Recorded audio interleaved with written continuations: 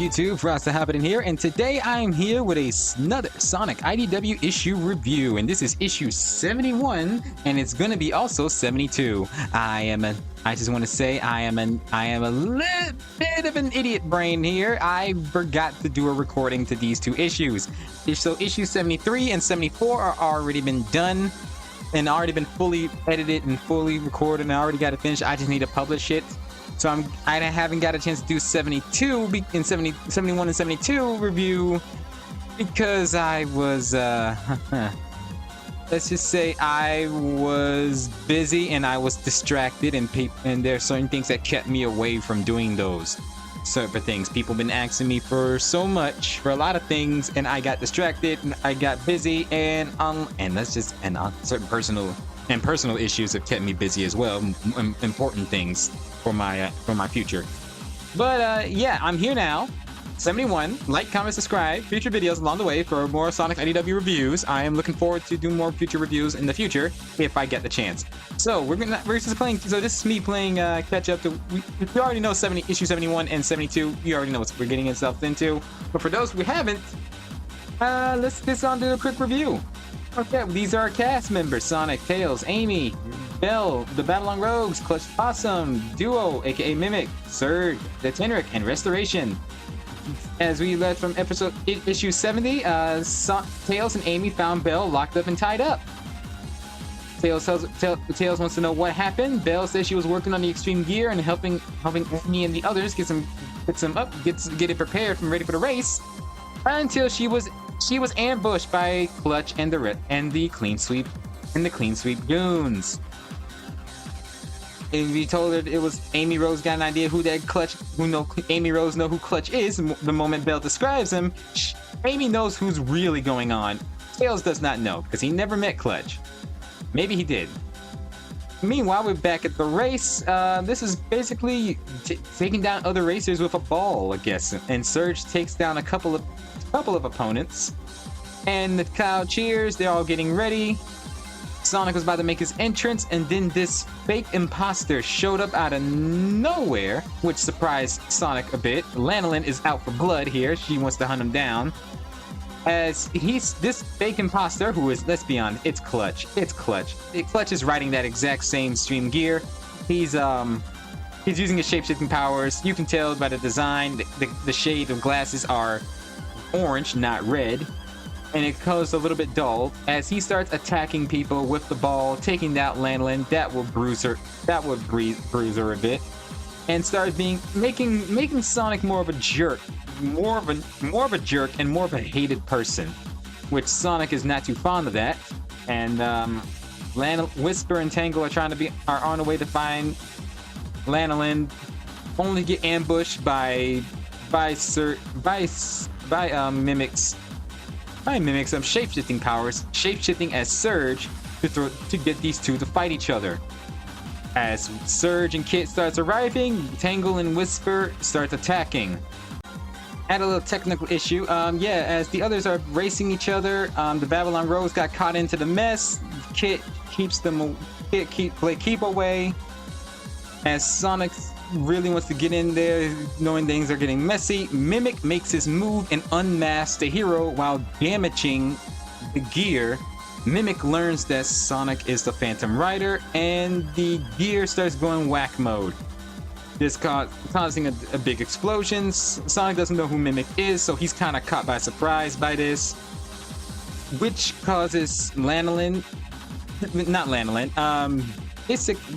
This causes Tangle and Whisper, Babylon Rogues, Surge and Kit to find out that Sonic is the Phantom Rider.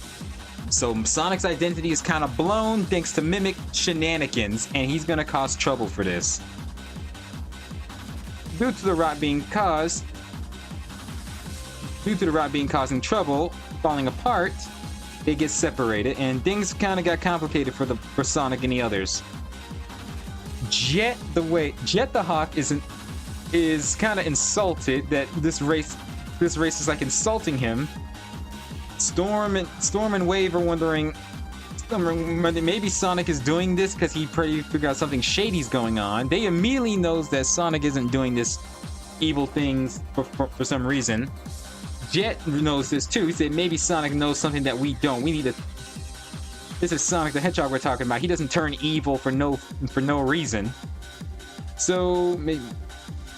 And Storm comes to the conclusion maybe he's trying to stop Clean Sweeps Industries.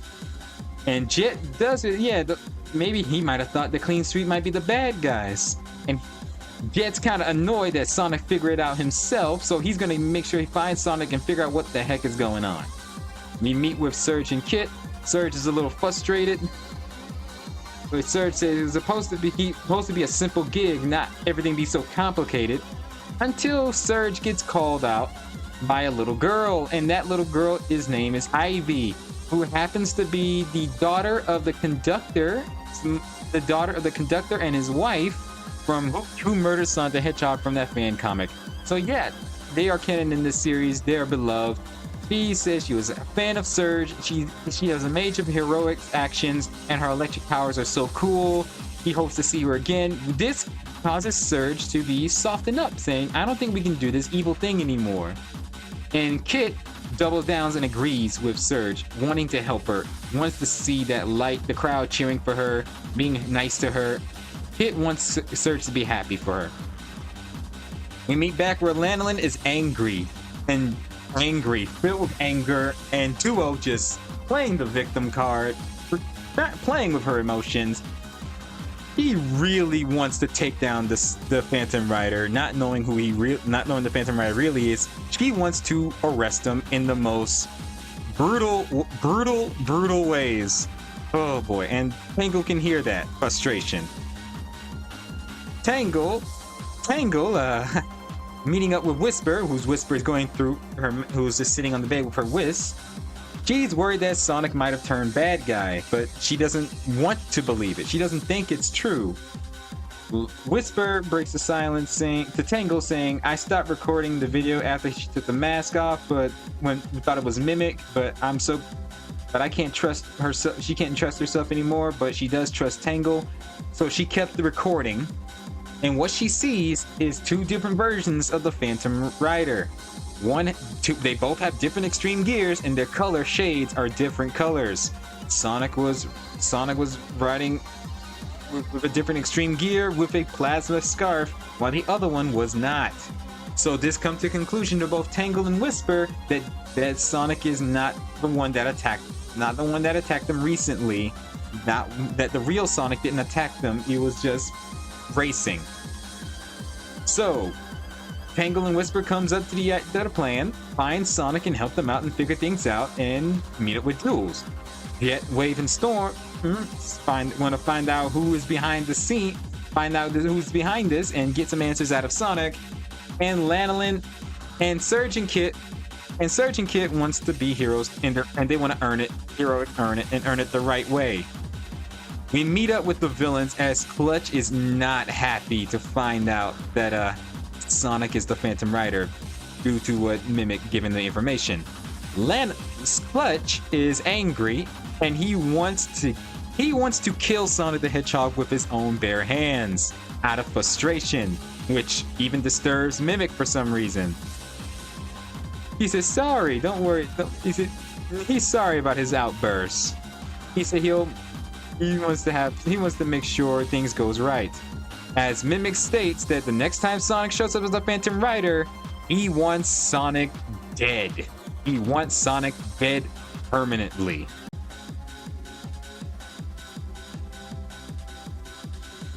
We are at issue 72, and we're going to continue on this story. Like I said, this is two issues. We meet up with the Clutch's office as Surge and Kit marches on, and I like how adorable Kit is. It's so adorable. Look at him strut, following his teammate. Surge immediately goes, "We quit," which causes Clutch to laugh. As Surge saying, "We're serious," Clutch said, "No, this is funny." We apologized for a bit, only to get down to business, saying that You're only a hero because I made the public see you as a hero. If you turn against me, I'll have the whole world see who you really are as nothing but villains. I will make your life miserable. You are my property. You work for me, and you will do as I say.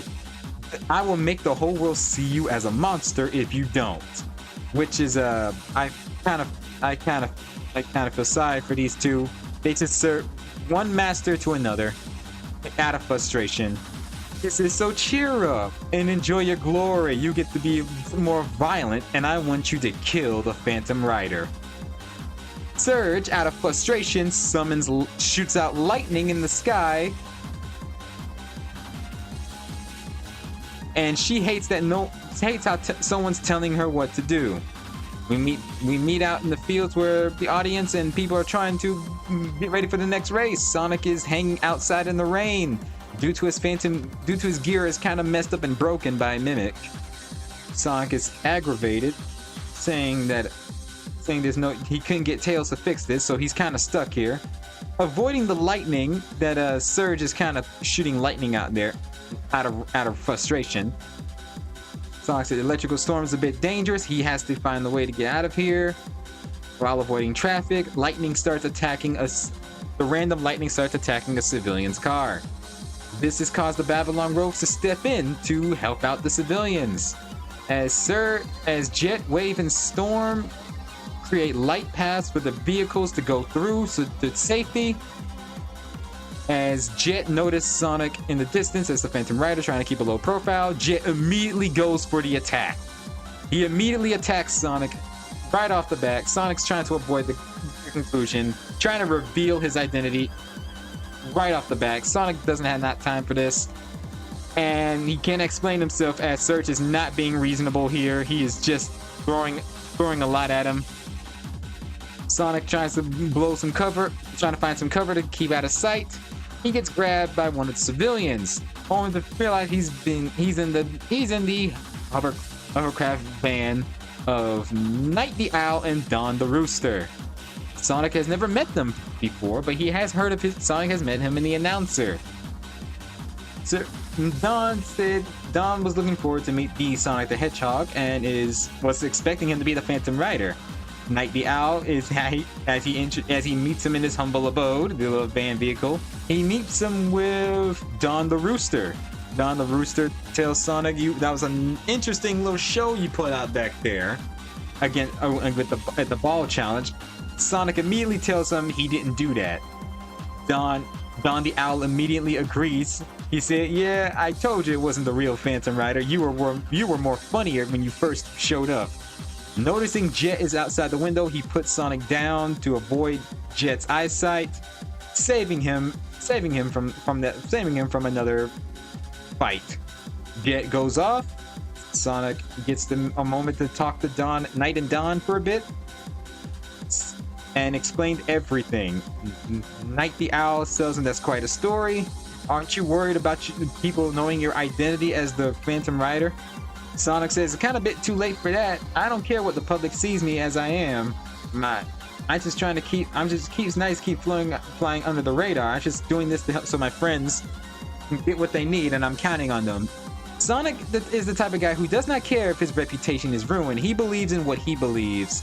It doesn't matter if you see him as a good guy or a bad guy. In Sonic and the Black Knight, he said he doesn't mind playing the bad guy once in a while, just for a game, but he knows he'll always do the right thing. He's not gonna let anyone judge him for who he is or what he is. That's just who Sonic is. He's not gonna let that bother him. If people frame him for a crime, you think that's gonna stop Sonic from doing the right thing? No, he's just gonna keep doing what he does. And yeah, that's just who he is. Sonic wants to know, what's your deal? Night the Owl tells him are you familiar with the Chaotix? As he tells Sonic that he has hired the Chaotix to find some information about Clean Sweep Industries and Restoration. They haven't heard from them and they're a bit worried. Sonic saying the Chaotix might be in that shuttle that Tails and Amy are in. So hopefully they have to go there and do what they need to do.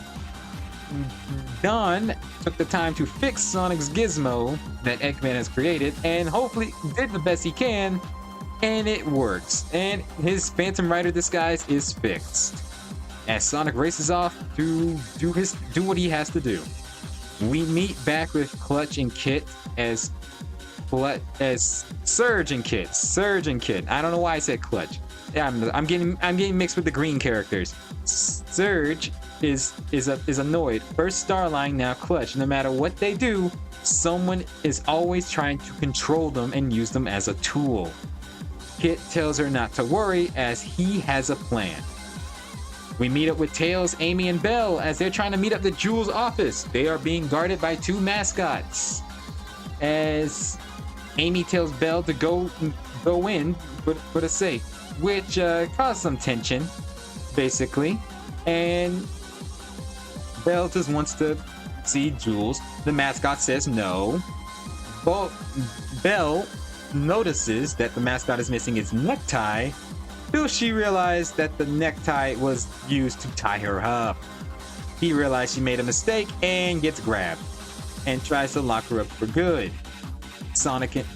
Tails and Amy, Sonic's not even in this, goes in to save her, knocking them around. And Lanolin hears nothing as she has piled the paperwork with music drowning her ears. They realize the bushy tails unzip the crab meat mascot, realize it was a bushy tail. Amy knows that awful smell. They immediately know who it is. It's Rough and Tumble. They are the mascots and they work for Clutch. They immediately announce all the security to find Tails, Amy, and Belle and capture them, causing Tails, Amy, and Belle to run away from Rough and Tumble. The next issue is issue 73 and 74, but it's already been uploaded by the time I got this uploaded. Anywho, thank you guys for watching. I hope you enjoyed this reaction. What were your thoughts on review? I getting those two mixed up. What were your thoughts on this? Let me know in the comments down below. As always, take care, have a great day, be safe, and most importantly, stay frosty and stay healthy out there. Catch you all later, and make sure to wash your hands, and I'll see you guys in the next Sonic IDW review. Bye bye.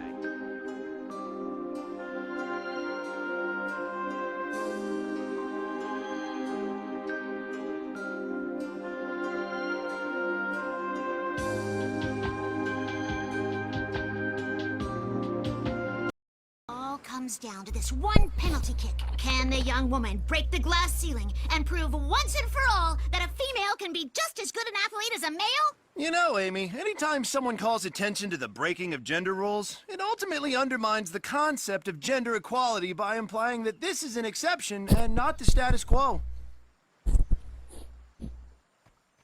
What? Just because I'm a meathead doesn't mean I'm not a feminist.